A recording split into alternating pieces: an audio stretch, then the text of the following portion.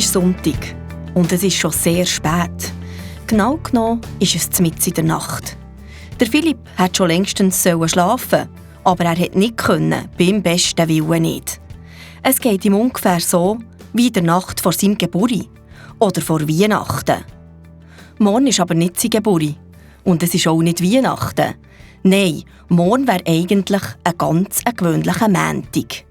Aber das Aussergewöhnliche daran ist, dass er morgen ins Lager geht. 5 Tage lang. In ein Lagerhaus im Hexental.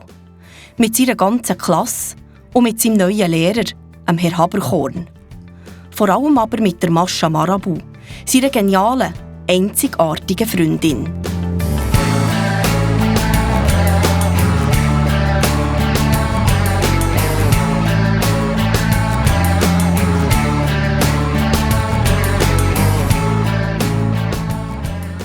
Der Philipp sitzt im Bett auf und schaltet das Nachttischlämpchen an.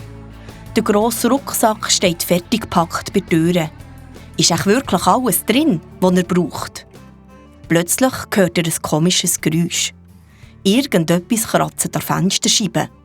Komisch. Schliesslich liegt sein Zimmer oben unter dem Dach. Er hört.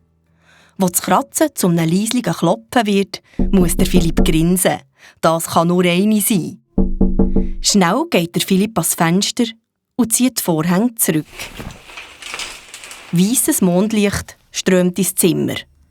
Und mitten in diesem Licht hockt vor uns ein kleiner dunkler Schatten, überragt von einem riesigen Besen. Ja, das ist sie. Die Mascha Marabu, seine Freundin. Seine ganz besondere Freundin. Die Mascha Marabu ist nämlich eine Hex. Schnell macht er das Fenster auf und die Mascha kumpelt mit blotten Füssen ins Zimmer.